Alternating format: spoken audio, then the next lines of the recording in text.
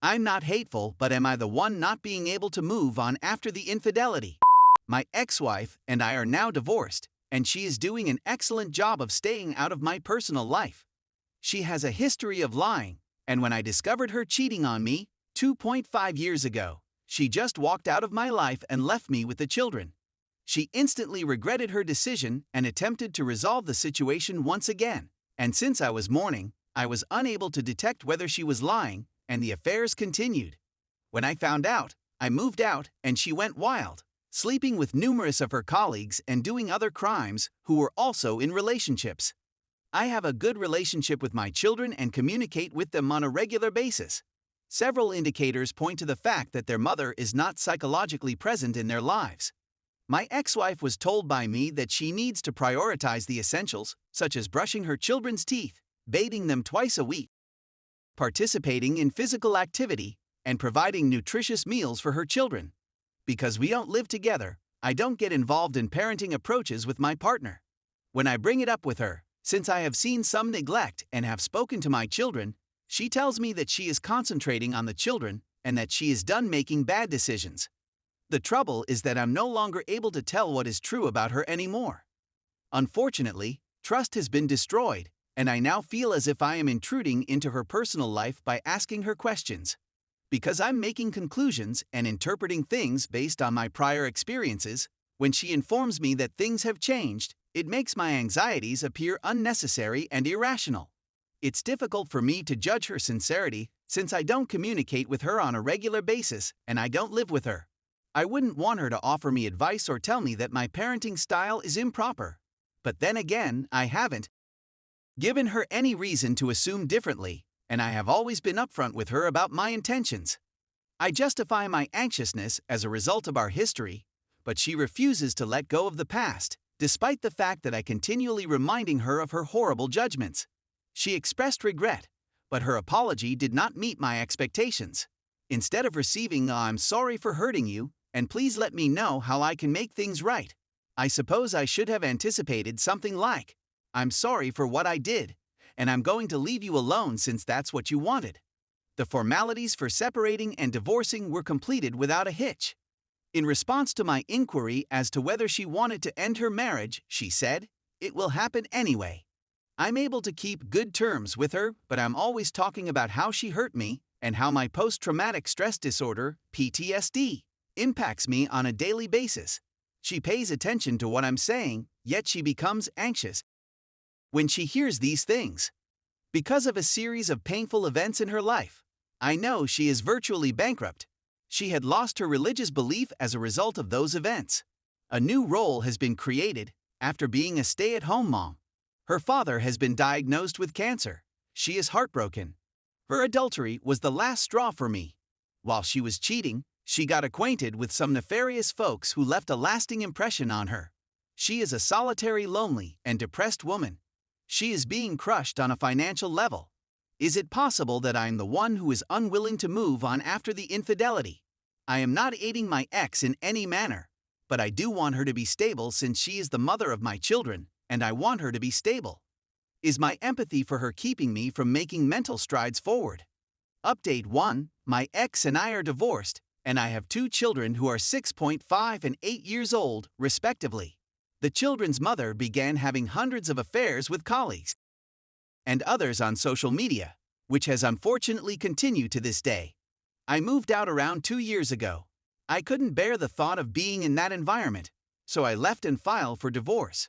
Despite the fact that they like spending time with me, my girls feel neglected when they are with their mother. Because their mother is preoccupied with other pursuits, seeking attention from numerous men, being involved in an adulterous relationship with another person. Well, it all happens at the same time, and she is a home wrecker. She is definitely not spending quality time with her daughters. She may be physically present in the household, but she does not become emotionally linked or available beyond completing the bare minimum necessary to converse with a human and say, "See, I talk to them." She is not emotionally accessible or connected to anybody else.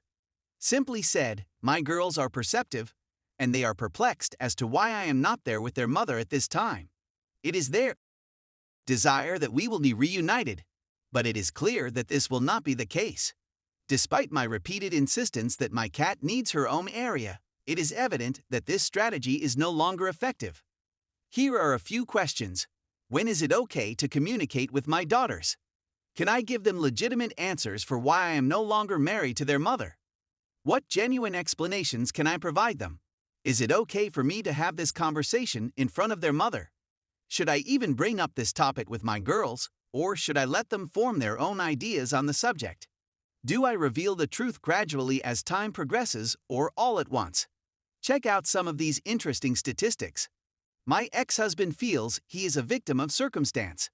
My ex-boyfriend has a history of lying. My ex-boyfriend refuses to accept responsibility. My ex-boyfriend would con the ladies and then blame it on me.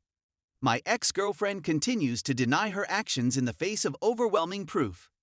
My ex-girlfriend suffers from severe addictions, which she uses to attract the attention of other men. In our divorce, my ex-wife became addicted to attention and blamed me for not paying enough attention to her during the relationship. My inability to please her or get on the same page with her is frustrating. My ex-girlfriend has absolutely no guilt for what she did. I tried to work things out with my ex, but she rejected any counseling because she believes that her infidelity is a feature, not a fault. She believes that her adultery is a feature, not a defect. My girls need their mother's care, and I want them to have a great relationship with her as a result. Update 2. My wedding anniversary was only a few days ago, so I decided to go for a bike ride to keep myself entertained. In the end, I chose not to reach out and instead went about my business as normal. My ex-wife had a lot of romantic encounters with employees throughout her time with me. One guy in particular lingered, and as a result, he ended up cheating on his 8-year-old girlfriend with another man. He has a child who works at the same location as them, and my ex-wife had a relationship with his son before dating his father.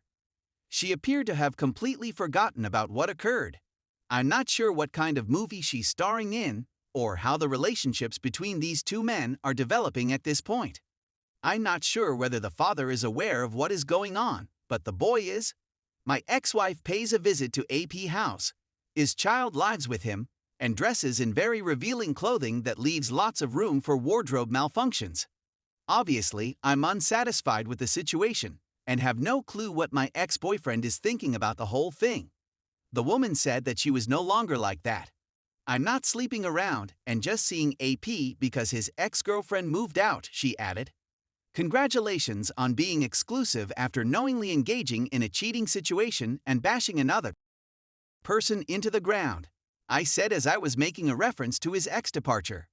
Partner's AP ex-partner was informed about the adultery after a year of this, and she eventually departed after another 8 months. As an aside, are you able to keep up with the pace? Is what you've read making sense? She has shown zero remorse and has jumped from relationship to relationship, cheated on everyone, and was also a mistress to all of the guys she cheated on, meaning that everyone she was with had a partner, but she was also cheating on them. Essentially cheaters cheating on one another. A true devastation of one's house. As for the rest of it, she's getting ready to introduce my children to AP, as they're now an exclusive. I'm not sure what she intends to gain from this, given that they're all clearly dysfunctional in their own right. I'm worried about what kind of role models she's introducing my children to. The reason that I'm convinced this won't survive is because relationships with colleagues, especially those who cheat and manipulate, almost always end in disaster. Legally, there isn't much you can do, and acquiring child custody is quite difficult unless there is some kind of criminal conduct going on.